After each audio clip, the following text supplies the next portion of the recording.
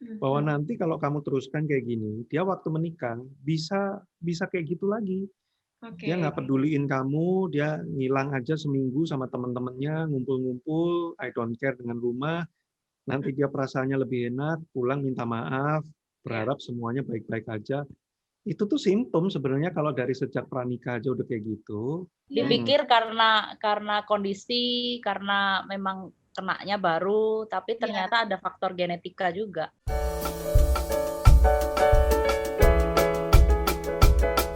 Hai Wan, hai Ve, ketemu lagi nih di Ngopi Cantik, ngobrol pintar canda geng. Halo. Hari ini topik yang kedua kita akan bahas tentang kesehatan mental dengan kesehatan pernikahan nih, menarik ya. Ini lagi ngetren Berat soalnya. nih topiknya, berat. Lagi ngetren, betul. Apalagi Berat kan, tapi ngetren. iya kan kita berhadapan dengan pakar-pakarnya nih. Si Iwan kan udah pakar emotional intelligence, jadi kan pasti berkaitan dengan kesehatan mental juga kan. Nah sebenarnya gini, Iwan dan Veve, saya pengen nanya sih, apa sih hubungan kesehatan mental dengan kesehatan pernikahan itu sendiri sih? Karena kan Hubungannya kurang baik ya. hubungannya kurang baik ya. Gangguan mental. Ada gangguan mental. Hubungannya putus nyambung. Putus nyambung. Iya. Hubungannya ya pasti erat lah ya, mereka saling mempengaruhi lah. Karena kan kita menikah itu kan melibatkan mental, ya sangat melibatkan mental. Ya. Jadi kehidupan pernikahan ya kehidupan mental bersama gitu, saling terkonek dan saling terlibat kehidupan mental suami dan istri. Jadi kalau salah satu aja terganggu, salah satu aja punya gangguan kesehatan mental yang cukup destruktif gitu ya, pasti pasangannya juga nanti kena imbasnya. Kalau sudah punya anak terutama, anak itu juga nanti akan bisa kena imbasnya. Karena menurut penelitian, beberapa jenis disorder mental tertentu itu juga diturunkan rupanya. Ya. Oh, oke. Jadi misalkan ini nggak banyak orang yang tahu ya.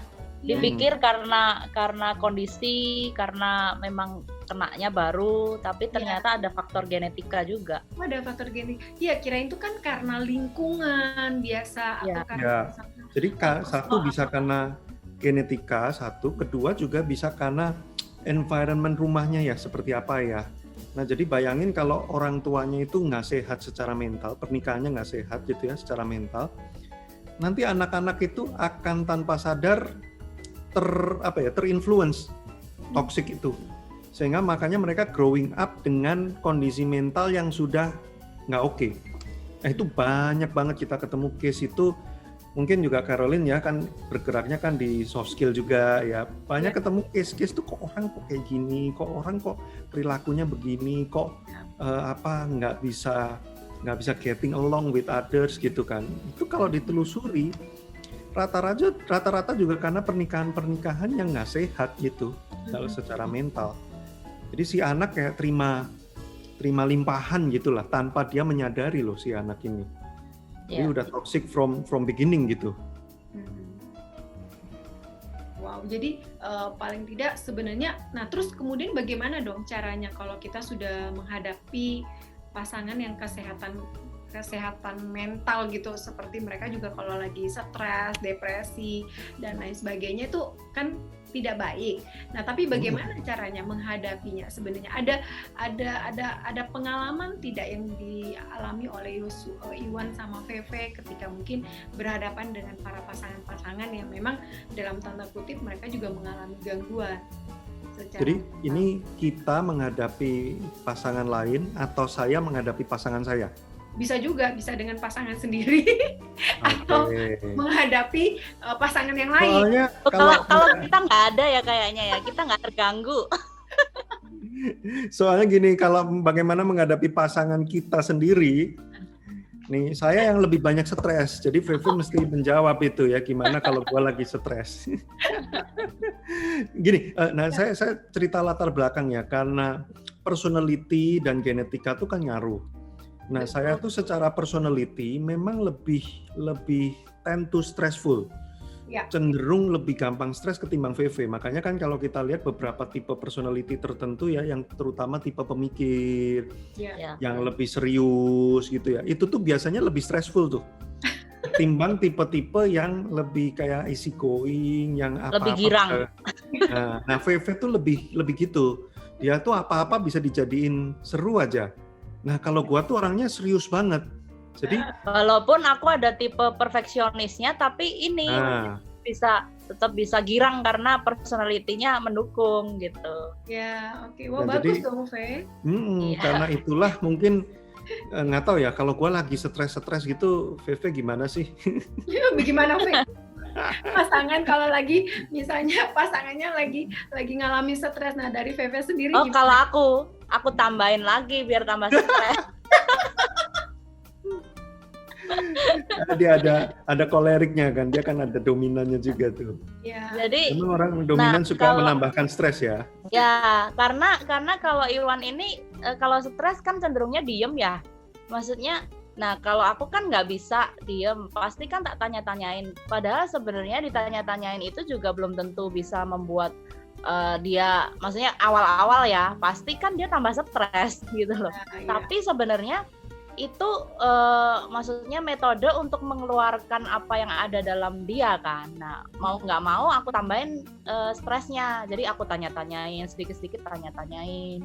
Maksudnya cari momen bikin suasana lebih enak, tanyain lagi gitu kan. Nah, jadi ya memang kalau pasangan kita yang stres, kita mesti lebih sabar gitu, lebih sabar untuk memberi rasa aman ya, maksudnya walaupun ditanyain itu nggak bikin aman, tapi maksudnya tuh kayak menciptakan suasana supaya dia ngerasa aman untuk cerita gitu. Karena gimana pun kita kan perlu tahu sumber stresnya dia apa, kan kita bukan paranormal.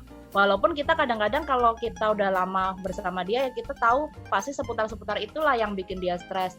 Cuman kan tetap perlu tahu yang mana gitu kan. Nah itu mesti dicari tahu sumbernya ya dengan cara ya kita beri rasa aman dia supaya dia itu nggak merasa gini loh. Kalau aku cerita nanti jangan-jangan aku diserang atau aku malahan aku disalahin atau aku dipikir cupu, aku dipikir gitu aja kok stres kayak gitu-gitu. Maksudnya itu juga bikin dia tambah stres juga kan. Jadi kita perlu kasih rasa aman supaya dia mau terbuka, mau keluarin apa sih sumber stresnya. Karena kalau nggak ketemu tuh sumber stresnya, nggak akan bisa dipulihin gitu. Kadang-kadang dia sendiri juga nggak ngerti sumber stresnya apa. Betul, benar. Karena udah bercampur kan, namanya orang stres kan nggak mungkin dari satu doang terus bisa tiba-tiba stres gitu karena satu hal. Kadang-kadang itu sudah bercampur, nggak karuan. Nah itu yang kita perlu bukain satu-satu benang kusutnya. Nah itu yang kita perlu ini, dan yang perlu dicek adalah perasaan dia sudah mau belum. Karena kalau dia belum mau nih, itu akan nambah stres lagi gitu. Jadi memang pihak yang tanda kutip mau menolong memang mesti sabar, mesti benar-benar panjang usus gitu. Bukan. Kalau aku tuh terbantu sama VV ya, dia tuh memberikan kehadiran. Jadi memang menurutku yang diperlukan itu kalau orang dalam keadaan tertekan, orang lagi stres, lagi punya beban emosional ya, dia sadar bahwa ada orang yang hadir untuk dia, itu penting. Walaupun nggak selalu langsung ngajak ngomong ya, karena kan memang tipeku tuh butuh waktu lah untuk mencerna ini apa gitu kan. Nah kadang-kadang VV memang memberikan waktu itu, tapi dia menyatakan diri bahwa dia hadir dengan cara nanya-nanya tadi. Nah kalau dia lihat responku untuk menjawab masih belum terbuka, nah dia akan hold dulu biasanya. Terus kemudian dia nanya itu sebenarnya untuk menyatakan diri bahwa dia hadir, bahwa kamu tuh nggak sendirian. Nah itu yang perlu dipastikan. Jadi dari pengalaman ya, aku tertolong tuh VV lakukan itu. Dia memberikan kehadiran, which is ini yang aku ke VV kurang. Nah aku banyak belajar tuh, karena kan gua cara ngadepinya kan gua diem. Jadi aku pikir kalau VV lagi stres ya gua diemin aja dia, ya kan, karena gua kalau lagi stres gua diem. Ya. Nah Awas, anjing galak. Ternyata dia beda. Kalau dia justru karena dia orang extrovert ya, justru dia butuh ada yang kepoin, ada yang ngajak ini itu. Nah, aku tuh belajar dari pernikahan ini tuh ternyata memang kita harus ngenalin ya pasangan kita tuh bisa cooling down-nya seperti apa, terus kemudian merasakan kehadiran kita tuh dengan cara seperti apa, lalu kemudian baru pelan-pelan mengorek-ngorek gitu. Kenapa sih, apa segala macam. Yang dibilang VV tadi tuh memberikan rasa aman untuk orang bisa cerita tanpa ini langsung, jangan langsung kamu gitu aja, itu aja stres, gua aja digituin nggak apa-apa. Nah jangan digituin. Itu membuat orang jadi kayak next time gua nggak mau ngomong kan gitu kan. Jadi ya, tantangannya orang ekstrovert kan gitu, kalau nggak bisa dengerin lama-lama kan, pengennya tuh aku dulu juga gitu, aku gini, pengen cerita pengalaman untuk kebenerin ini orang gitu kan. Nah tantangan orang ekstrovert mesti memang benar-benar diem dengerin. Nah tantangan orang introvert, kalau ekstrovertnya yang stres mesti cepet ajak ngomong, cepet diulik, jangan didiemin. Itu kita belajarnya lewat pengalaman ya, setelah bertahun-tahun, baru terakhir kalau semuanya udah feel oke, baru ngomongin solusi. Jadi jangan jump into solution itu di pertama kali, karena yang dibutuhin orang itu bukan solusinya dulu, tapi kehadiran dan akomodasi perasaan. Benar. Nah itu penting. Itu kalau pasangan kita sendiri ya. Kalau kita ngadepin pasangan-pasangan lain, ya kita ngobrol, suruh mereka cerita biasanya, suruh keluarin cerita. Nanti dari situ kita akan tahu what is the problem. Setelah ketahuan what is the problem, ya kita biasanya kasih beberapa step lah apa yang kamu bisa lakukan. Biasanya kayak yang tadi, tenangin diri dulu, ambil waktu tenang dulu, lalu kemudian diobrolin dengan enak. Nah, kalau merasa sudah kesulitan dan nggak bisa-bisa, cari orang yang lebih pro, dalam artian yang memang marriage counselor atau marriage therapist yang gitu-gitu, atau bahkan mungkin kalau sudah disorder dan beberapa tingkat depresi tertentu bisa ke psikolog juga. Nah itu kami rekomendasikan ke beberapa pasangan, Carolyn. Kami menemukan beberapa case tuh memang pasangannya ini kita lihat simptom-simptom gangguan kesehatan mentalnya udah levelnya yang udah parah. Yang udah nggak bisa cuma di konseling ngobrol doang, memang harus minum obat, harus terapi. Nah itu kami rekomen bawa pasangannya, tapi banyak yang nggak mau. Karena mereka mengira, waduh, gua belum gila kok, gua dibawa ke psikolog sih. Emang lu pikir gua gila gitu? Nah ini yang kadang orang awam belum ngerti ya, belum nangkap. Padahal sebenarnya dengan ditindaklanjutin lebih awal itu sebenarnya bisa membantu untuk proses pemulihannya. Benar. Orang menganggapnya tuh gangguan kesehatan mental itu sama dengan sakit jiwa. Padahal kan sebenarnya ya memang sebenarnya sakit jiwa, Fe. Memang sakit jiwa, cuman maksudnya yang udah gila, yang ini loh yang tentang sakit jiwa tuh sama dengan gila gitu. Benar.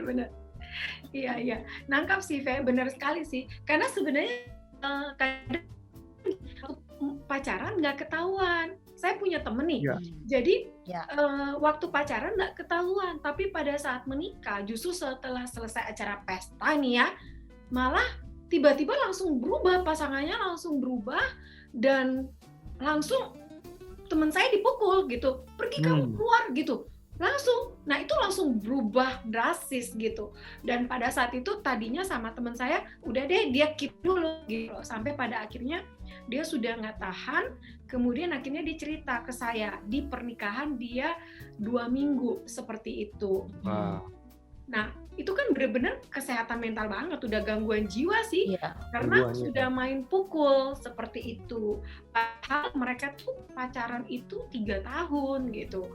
Nah, pacaran 3 tahun sebenarnya kan, tapi nggak ketahuan kalau ada gangguan mental gitu loh dengan si pria ini gitu. Sampai akhirnya saya akhirnya bilang, ya kamu harus terbuka ke orang tua kamu maupun ke mertua, saya bilang begitu. Karena maksudnya ini kan kasihan kamunya gitu, lama-lama kamu juga akan mengalami gangguan mental seperti itu. Dan akhirnya saya ngajak juga dia untuk dia ke dia Katolik, saya bilang kan kamu sebelumnya kan ada sakramen pernikahan, ada kanselernya. Nah, kamu coba ceritakan dengan kanseler di sana, kemudian kamu juga harus terbuka dengan orang tua. Nah, sehingga pada saat itu harus ada keputusan yang diambil, dan pada akhirnya mertuanya bisa menerima hal itu, dan akhirnya mereka langsung dipisahkan lagi seperti itu. Nggak Ini bisa menarik nih. nggak bisa Karena nyambung lagi seperti itu. Karena gini, sebenarnya kalau kita tuh menjalani pranikahnya itu dengan tepat, Iya. yang seperti ini tuh sebenarnya ada banyak case bisa dicegah, walaupun pasti ada yang kelolosan ya. Iya, Ada beberapa betul. yang mungkin kayak case-nya yang Caroline ceritakan tuh Iya, mungkin iya, benar. memang sulit lah dideteksi. Iya, Tapi betul. saya menjumpai banyak case pernikahan itu sebenarnya bisa di-prevent jauh ketika lagi pranikah. Oke. Kalau satu, kita tuh melibatkan orang lain. Kita Iya, bersedia ditolong, Mhm. melibatkan mentor, melibatkan support system. Karena sometimes orang yang bisa lihat tanda-tanda itu tuh orang lain. Betul. Iya, Kalau betul. kita kan lagi jatuh cinta kan semuanya ketutup gitu ya, semuanya bagus gitu kan ya. Orang bilang tai kucing Nah. jadi rasa coklat. Nah benar. Nah, Buta itu dan udah tuli. buta dan tuli. Buta dan tuli, betul. Nah kadang-kadang orang lain yang mungkin lagi netral itu tuh bisa sense kok dia gini ya, kok dia gitu ya. Nah makanya kita tuh butuh untuk melibatkan orang lain. Terus kemudian kedua, penting untuk belajar kesehatan mental. Kenapa? Karena sebenarnya ada beberapa simptom-simptom tuh yang kelihatan waktu pranikah, Caroline. Ya. Kita nanganin banyak case ya, banyak case. Contoh nih, setiap konflik baik cowok maupun cewek nih, kita pernah ketemu yang cowok, pernah ketemu yang cewek juga. Iya. Setiap konflik dan konfliknya mulai memuncak, dia akan langsung melakukan tindakan yang menyakiti diri sendiri. Entah lompat dari motor, lagi diboncengin, menjatuhkan diri, atau dia jedotin kepala ke tembok, atau dia kemudian itu udah pegang-pegang pisau atau cutter gitu-gitu ya. Itu tuh banyak loh ternyata, Caroline. Banget. Tapi nggak pernah diceritakan, dan ketika sudah menikah, baru dari pacaran tuh dia udah kayak gini. Itu sebenarnya udah simptom bahwa ini ada something yang cukup serius gitu di dalam kondisi mental dia.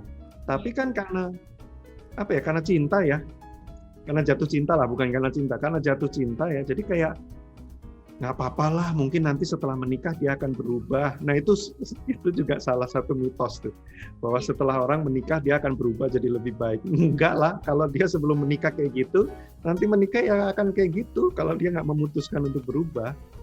Jadi sebenarnya bisa dikenali waktu pranikah. Makanya harus belajar dan mau ditolong gitu. Ya perlu ditolong gitu ya, dan mau, paling penting adalah mau, karena bukan masalah bisa nggak bisa ya, tapi mau atau tidak maunya.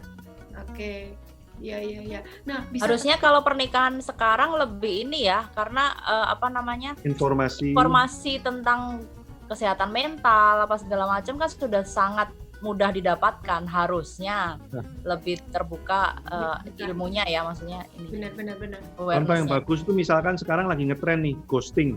Iya betul, ghosting.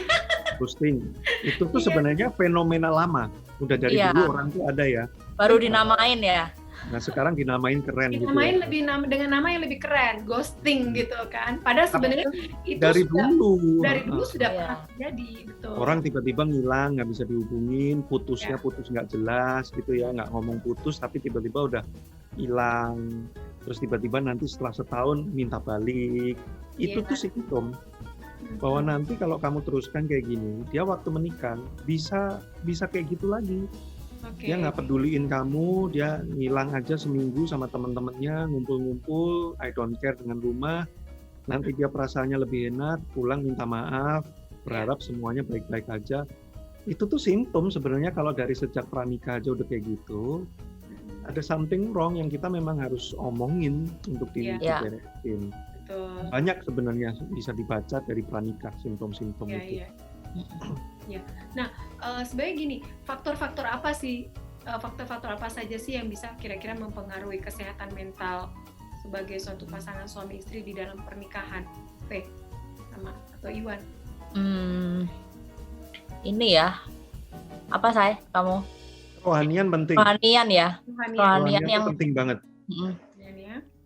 Kita merasakan sendiri, aku dan VP, Ada masa-masa di mana kami itu stressful dua-duanya. Oke. Lalu kemudian terlibat konflik. Nah, ini susahnya pernikahan tuh gini. Kalau saya konflik dengan Caroline, Ya. VV bisa tolong saya Ya. untuk beresin dengan Caroline, ya kan? Betul. Tapi kalau saya konflik dengan VV, dan saya tidak mengizinkan ada satu orang pun di tengah-tengah kami, siapa yang bisa tolong saya beres sama VV kalau kami berdua nggak punya kekuatan yang cukup Iya untuk bisa membereskan sendiri, kan gitu kan ya. betul. Nah, Tuhan itu adalah not only pihak ketiga, dia adalah pihak primer. Iya. Dia itu bisa menolong menjembatani aku dan VV. Ya, setuju. Jadi kami punya kasus-kasus di mana kita udah kayak hopeless banget lah, ini udah nggak bisa lah, udah bahkan berpikir cerai juga beberapa kali saya terutama. Ya. Saya kan orangnya pemikir dan sistematis banget ya. Jadi begitu saya kalkulasi, ini kalau diterusin nggak bisa, ya aku nggak mau berubah, VV juga nggak bisa berubah, akunya apalagi nggak mau, enak aja gitu kan. Ya. Jadi menurut perhitungan di atas kertas udah nggak bisa, dead end. Ya. Nah di saat-saat itu saya berdoa. Saya berdoa dan biasanya hampir tidak pernah tidak di hadirat Tuhan itu selalu tiba-tiba tuh something change aja from inside. Ya. Tadinya keras, keke banget pokoknya ini udah nggak bisa lah. Saya mau telepon mamanya dia suruh jemput aja ke Jakarta. Itu beberapa kali saya pemikiran-pemikiran kayak gitu tuh muncul. Kan udah stressful banget, berarti mental saya kan lagi nggak oke, toxic kan. Iya. Tapi waktu saya menyembah Tuhan, itu hadirat Tuhan itu kayak air yang menyapu gitu. Flash away gitu, jadi tiba-tiba kayak lempeng. Tiba-tiba tuh, nah ini aneh, tiba-tiba kayak lempeng, minta maaf deh. Jadi bener ya, dia ngomong apapun responnya yang bener deh. Itu tuh, it's just suddenly aja di dalam hadirat Tuhan. Makanya aku bilang, orang yang menikah tanpa melibatkan Tuhan, welcome to the hell aja. Ya. Karena ini bener-bener, lu nggak bisa gitu jalanin berdua sendirian gitu. Benar. Jadi artinya orang yang nggak terkonek sama Tuhan, nggak punya hubungan sama Tuhan, lebih punya chance lebih gede untuk gangguan mental itu kejadian. Maksudnya kan sebenarnya semua orang itu punya problem emosi ya.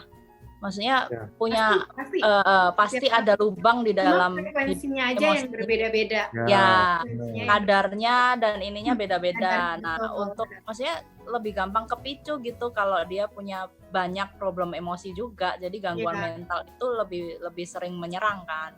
Nah, kalau nggak deket sama Tuhan, kerohaniannya nggak dijaga, ya pastinya gampang letoy kan, gampang kena, gampang stres karena nggak ada kekuatan dari inside-nya. Jadi dia hanya bergantung kepada orang-orang di luar dan kondisi gitu kan. Karena harus dibedakan antara kerohanian dengan keagamaan.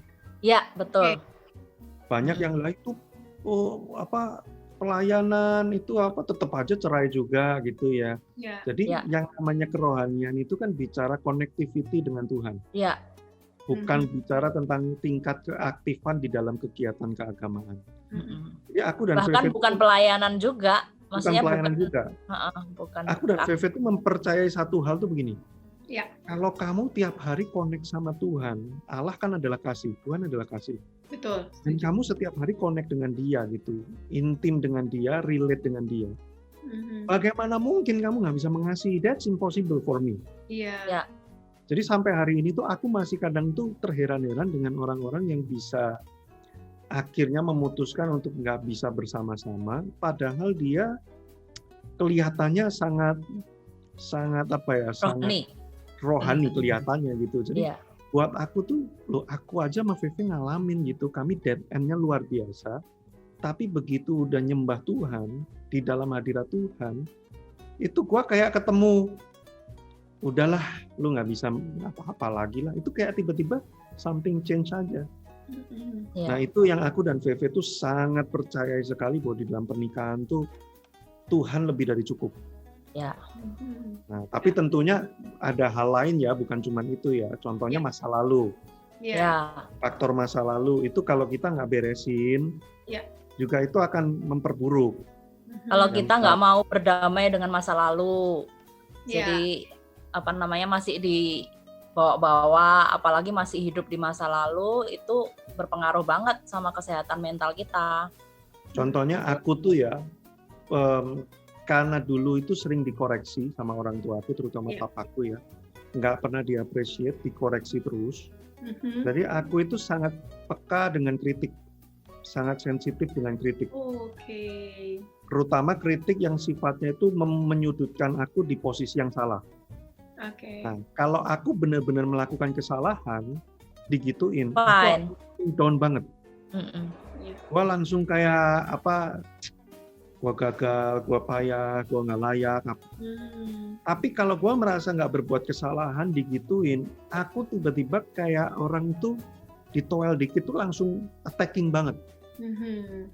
Nah itu yang kulakukan ke VV. Jadi kadang-kadang ketika VV ngasih masukan, misalkan kayak, tadi kok kamu ngobrol ngopi cantiknya gini, kamu nggak responsif, kamu jelek apa segala macam. Kalau gue nggak ngerasa gitu, gue ngerasa fine-fine aja, itu gue bisa marahnya langsung meledak banget sampai gue bisa kadang-kadang take over, udah nggak punya kendali lagi. Nah itu kan juga problem mental ya. Karena aku tidak beres dengan masa lalu, jadi aku mesti beresin dengan peristiwa-peristiwa di masa lalu yang aku traumatis. Nah ini juga banyak pasangan nggak lakukan itu. Jadi menikah, si A si B menikah, tapi bawa rencengan luka-luka masa lalu dikumpulin jadi satu, udah deh seru itu. Yang satu mencet tombol ini, gantian pencet tombol ini, wah udah rame banget. Benar. Dan kasihan karena pasangannya nggak tahu, maksudnya kan nggak semua dibuka kan masa lalunya apa aja dan nggak sadar kan. Kenapa lu gitu aja marah banget? Iya, masa gitu doang. VV tuh sempat terluka banget karena bagi dia, gue cuman gini doang kok lu marahnya sampai segitunya sih. Oke. Nah, itu dia. Ya. Dan ralat ya, aku nggak pernah ngomong jelek ya, Say. Oh iya, kan contoh. Itu judging itu. Enggak, dia nggak pernah ngomong jelek. Dia ngomong, kamu harusnya kurang ini, bisa kurang lebih itu, ini. lebih bagus kalau diginiin. Nah, tapi buat gua itu aja kritik. Iya. Buat gua tuh itu udah nyalain. Itu sudah sopan gitu ya, udah baik, udah pemilihan kata tuh udah menurut aku sih udah dipilih banget. Udah dipilih banget, kurang begini. Karena kan biasa kadang ada pasangan yang kamu kayak begitu aja kok. Nah, jadi dengan kayak begitu aja kok begini. Nah, dengan ada kok aja tuh orang sudah nangkapnya tuh kan udah jadi sensitif karena pemilihan katanya pun juga udah agresif kan. Akhirnya orang yang lagi sensi juga responnya juga jadi yang jadi negatif seperti itu. Betul. Tapi buat gua selembut apapun karena gua udah punya luka, tetap aja terasa sakit. Betul. Nah, karena aku merasa sakit, aku menyakiti balik. Nah, jadi ini yang jadi kayak lingkaran setan yang bikin kesehatan mental itu makin rusak gitu. Dan bayangkan kalau anaknya melihat. Ya. Nah, anak melihat, nah itu udahlah ini kayak bola salju menggulung lah. Betul. Gitu. Dan akhirnya terulang lagi kesalahan yang sama, terus problem yang sama, trauma yang sama gitu karena turun-temurun seperti dan itu. Bayangin kan itu baru satu case ya Carolyn ya.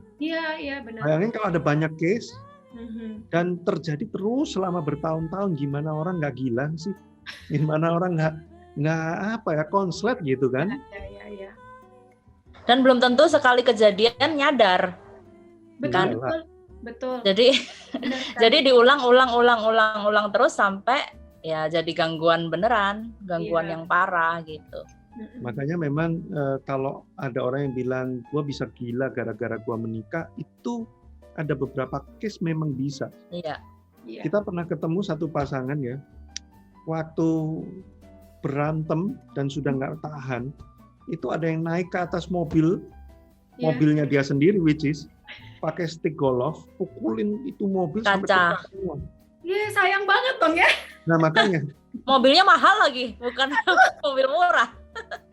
Karena uncontrolled kan, dan kita memang manusia itu memang punya ambang batas yang kalau itu dilewatin, dia sudah nggak bisa mengendalikan. Itu yang mengendalikan dia itu naluri primitifnya dia. Iya. Itu setara dengan reptil. Iya. Nah jadi kalau kita di EQ itu belajar ambang batas itu kalau dilewati, kita ini cara berpikirnya tidak lebih dari reptil. Ya. Jadi sangat sangat nggak manusiawi banget, sangat berperi kebinatangan banget. Sangat Jadi wajar, otomatis. dan itu terjadi otomatis, benar. Ya. Jadi wajar kalau kemudian tuh bisa mukul, bisa mecahin apa, banting apa, bisa membunuh dan sebagainya. Karena it's not human anymore, Ya. Iya. gitu. Jadi sampai kalau kadang kan ada kasus yang membunuh yang nggak usah membunuh lah. Kemarin itu kan sempat udah lama banget sih ada kasus yang dimana habis ribut antara suami dan istri, kemudian karena ribut sama pasangannya, istrinya, kemudian anaknya nggak sengaja itu beret mobilnya dia. Wah, Dari marah, kemudian pelampiasannya juga limpahkan ke anak. Iya. Artinya, ini dia pukul anaknya sampai anaknya tuh tangannya harus diamputasi seperti itu. Dan akhirnya penyesalan ya selalu terakhir gitu kan ya. iya. Seperti Iya. itu sangat menyedihkan. Nah, itu- Kasus itu dan itu kisah nyata. Itu kalau kita di EQ itu namanya emotional takeover. Oke. Jadi ketika orang sudah ambang By the way, itu batas, ada bukunya juga ya, Wan ya? ada. Jadi Pesan juga tapi- lagi deh, Iwan. tapi itu udah habis ya bukunya, judulnya E-Factor. Dan cerdas emosi. Oke, Cerdas kecerdasan emosi aja. emosi. Kita buku yang lain judulnya #cerdas emosi tuh. Ya, Nah, jadi memang kalau sudah ambang batas terlewati, yang aku bilang tadi, kita sudah tidak bisa mengendalikan diri kita sendiri. Nah, Oke. itu terjadinya biasanya tuh hitungan detik sampai belasan detik. Mhm. Kehilangan kesadarannya tuh detik sampai belasan detik. Nah, begitu udah balik lagi, akal budi kita kan balik ya, Iya. baru bisa ngelihat, loh kok gua giniin. Iya. Nah, makanya kemudian menyesal. Mhm. Nah, makanya pernikahan yang cerdas emosi itu kita memang harus belajar bagaimana caranya supaya kita tuh nggak sampai ngelewatin ambang batas. Take over. Ada Tapi- tekniknya berarti ya, Wan? Nah, tapi sekali lagi kan, kita nggak pernah diajarin kan. Betul. Ya. betul. Marriage kan is a skill. Salah satunya kan emotional management kan sebuah skill. Yes. Tapi kita nggak pernah diajarin, that's a problem gitu. Ini orang tuh menikah ibarat nyemplung ke lautan luas, tapi nggak pernah diajarin berenang. Oke. Syukur-syukur kalau lu bisa langsung berenang dengan sendirinya. Iya. Tapi rata-rata orang tenggelam mati kan. Betul. Ya. Nah, Pakai itu gerakan gaya dada. Dadah. Dadah. Kayak batu. Iya. Kayak Kayak batu. batu gaya dada. Kan biasa kalau dada kan begini gitu kan. Ini dada tenggelam deh sampai ke bawah. Nah, makanya sekolah pernikahan tuh menurut saya tuh urgent banget. Makanya aku sama Veve tuh kita lagi diskusi untuk mau bikin Sekolah pernikahan. satu program kayak sekolah menikah gitu. Terus Oke. kita lagi setting ada assessment-nya. Yes. Jadi nanti langsung ketahuan problem pernikahan kita tuh titiknya di mana. Wow, bagus banget dong, menarik. Mm-mm. Jadi Jadi learning center mengenai marriage gitu ya. Iya. Kira-kira Iya. JRP tertarik nggak ya? Banget ya. Karena sebenarnya kita juga banyak case-case gitu kan ya. Saya juga banyak mereferensikan akhirnya mereka ke psikolog. Biasa kalau sudah sampai tahap-tahap konsultasi pernikahan ya. Karena kan kita juga nggak ibaratnya ada batasan lah ya untuk tidak masuk ke ranah-ranah yang seperti itu. Karena kalau sudah sampai ke tahap konsultasi atau terapi, nah itu biasa kita akan juga saranin untuk langsung ke pakar-pakarnya langsung seperti itu. Karena kalau kayak konsultasi dan terapi itu kan butuh beberapa kali. Benar. Betul. Ya, And by the way, kecanduan itu juga salah satu problem mental. Oke. Ya. Gangguan kesehatan mental. Kecanduan apapun, even Apapun. misalnya kecanduan main game gitu sampai Oh iya. Include lupa tidur seperti itu ya. Kan Kecanduan tidur ya saya. kecanduan tidur ada juga. Saya baru ada lah.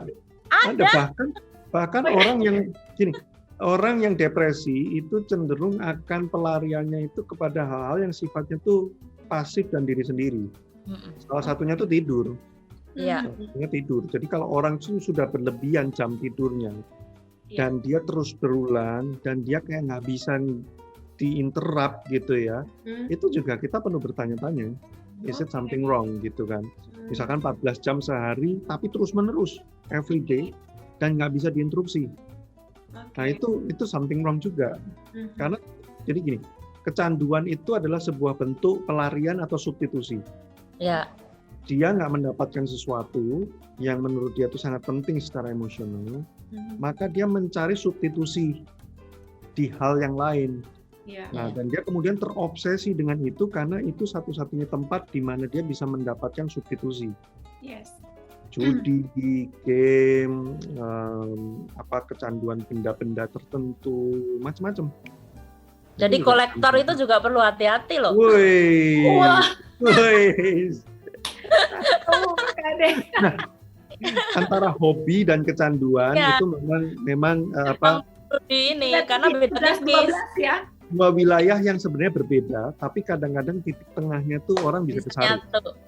Iya. Antara ini masih hobi atau sudah obses, Nyandu. kecanduan, Oke, obses. oke.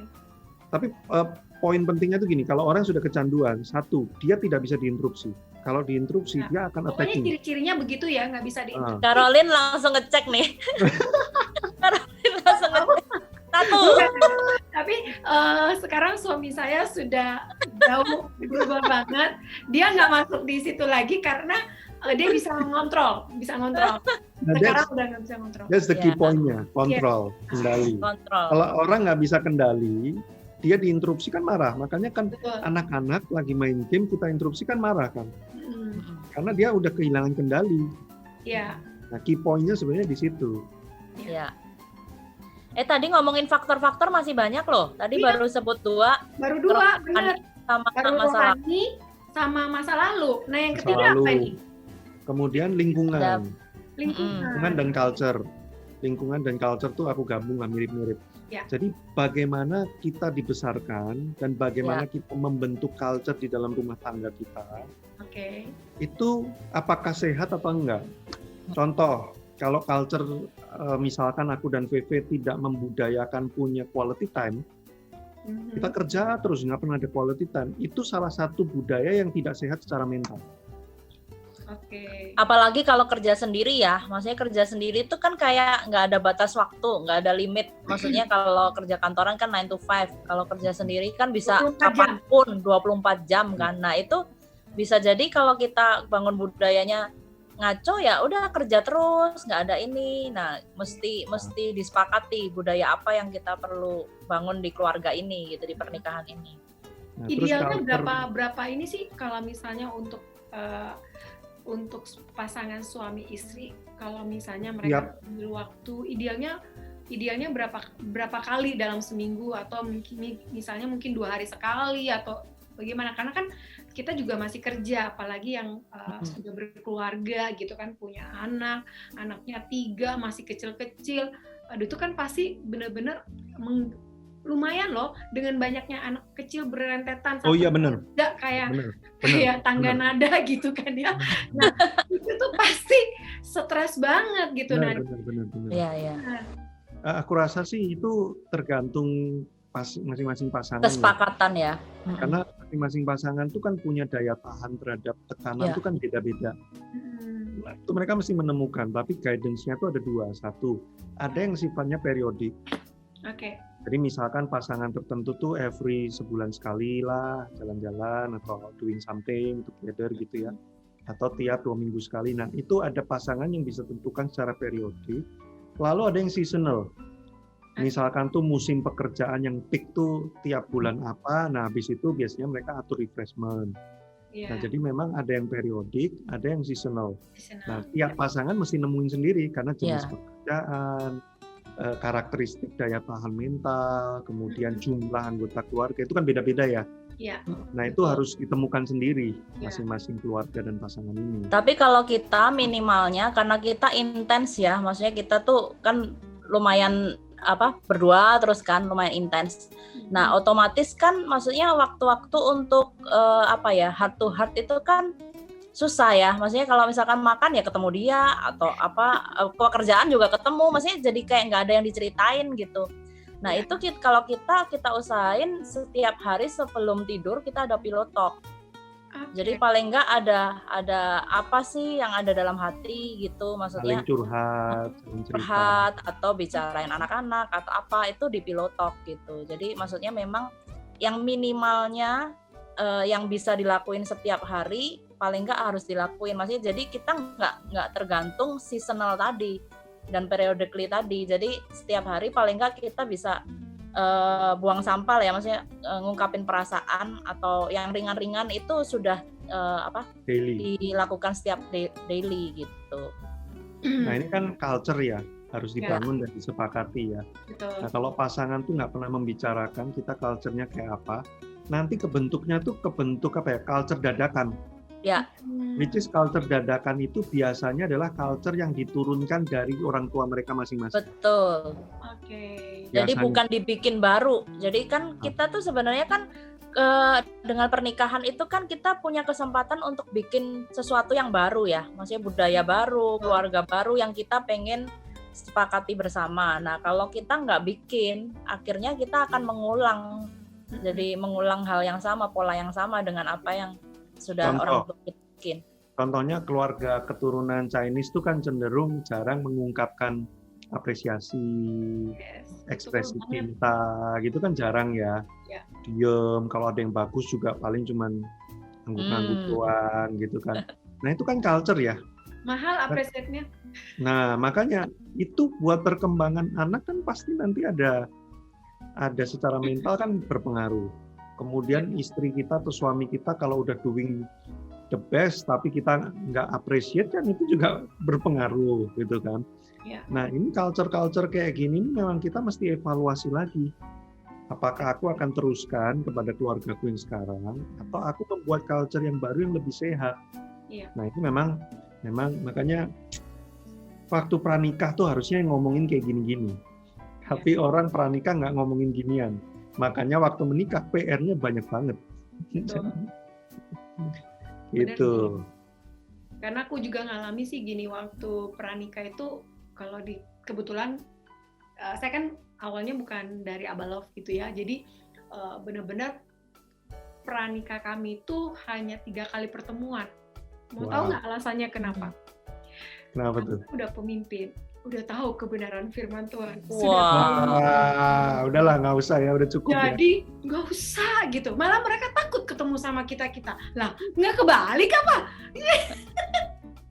Jadi wah saya langsung bilang gini sama suami saya bilang, wah apa ya? Saya merasa ada something wrong gitu, maksudnya nggak dapat lah gitu, nggak dapat. Saya waktu masuk pernikahan, jadi akhirnya kami berdua belajar sendiri, baca sendiri, kelola sendiri seperti itu karena informasi itu tidak banyak. Nah, buat untuk teman-teman mungkin yang di area Jakarta yang memang di dalam gereja yang memang memberikan pranikah sampai 9 bulan seperti itu tuh lumayan bagus loh. Maksudnya saya juga melihat adik saya juga dibina dengan 9 bulan bahkan sampai 1 tahun lebih tuh dia.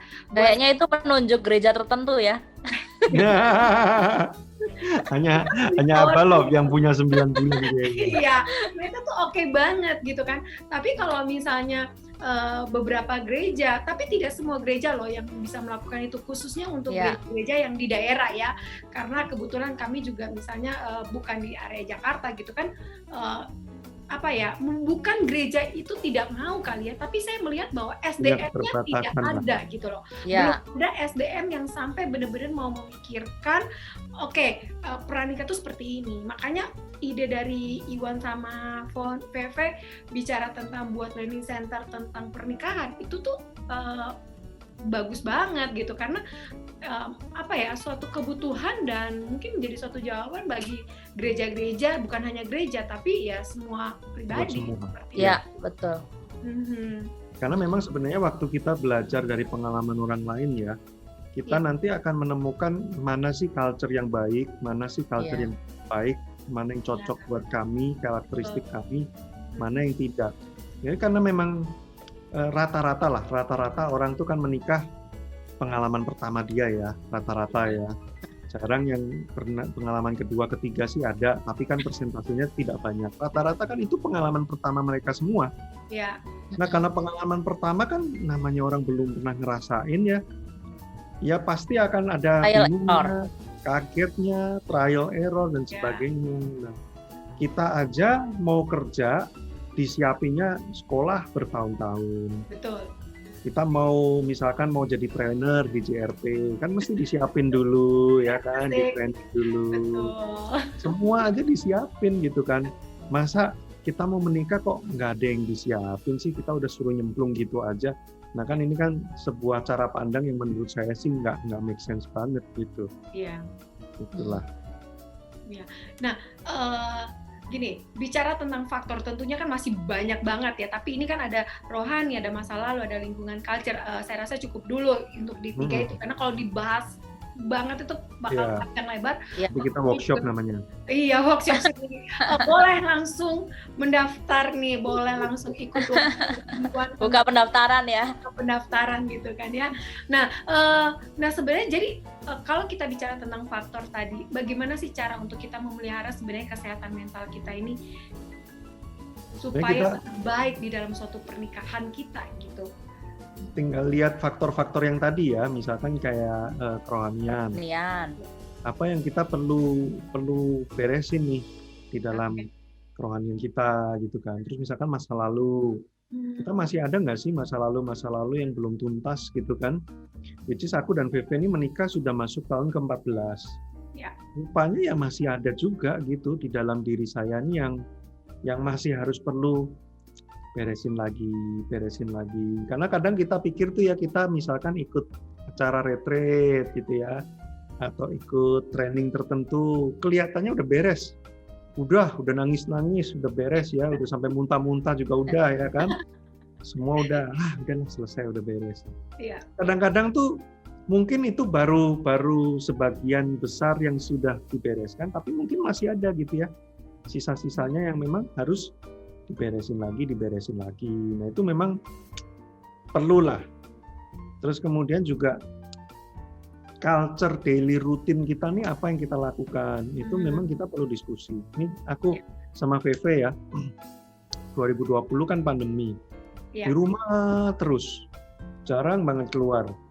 Ketemu orang juga itu doang aja, jumlahnya nggak nyampe 10 jari. Udah setahun lebih. Nah masuk bulan Maret 2021 kan berarti udah setahun ya. Wah itu aku sama Veve udah stres banget tuh. Semua tuh kayaknya nggak bener aja. Ada apa nggak bener, gampang ngamuk, kerjaan salah dikit tuh nggak bener, wah stres banget. Terus akhirnya kita kemarin barusan memutuskan, akhirnya pergi ke Bandung aja lah, udah get away gitu kan. Nggak ngapa-ngapain sih di sana, cuman pindah tempat tidur aja. Ya sambil berenang, sambil nontonin pohon. Karena kan di Jakarta hampir nggak ada pohon yang bisa ditonton gitu ya. Nontonin pohon apa segala macam.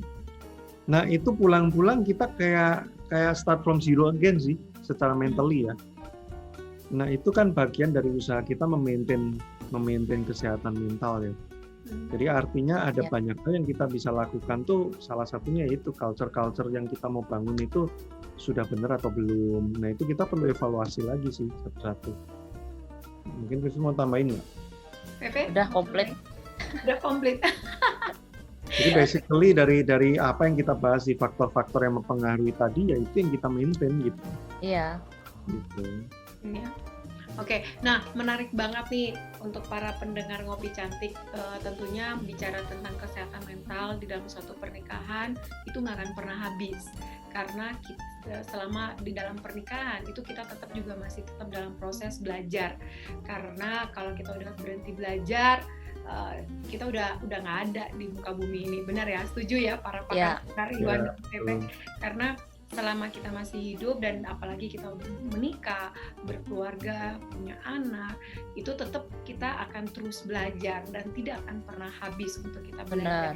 Sebab itu jangan ketinggalan juga dengan topik-topik berikutnya dari Ngopi Cantik. Jadi buat teman-teman, rekan-rekan Ngopi Cantik yang memang diberkati dengan topik-topik dari Ngopi Cantik di Ngopi Cantik yang ada, boleh langsung like, subscribe, dan bagikan link ini ke saudara-saudara dari teman-teman semuanya. Oke, terima kasih buat Iwan, thank you. Buat waktunya yang luar biasa banget dengan topik-topik. Jangan kapok, nanti di topik-topik berikutnya mungkin kita akan undang kembali loh, karena seru banget. Kita kapok, mungkin pemirsa yang bosen. Sepertinya sih tidak, karena pasti Oh, ada ya? banyak sekali pertanyaan-pertanyaan di kolom chat ya. Jadi para rekan-rekan Ngopi Cantik yang sudah mendengarkan ini, kalau mau memberikan saran dan masukan ide untuk topik-topik apa yang mau dibahas, boleh langsung tulis di komen video di bawah ini. Oke? Terima kasih semuanya, kita mau ngopi cantik dulu. Thank you. Oke. Ngobrol pintar, cantik Thank you. dididik. Oke, terima kasih banyak untuk linknya.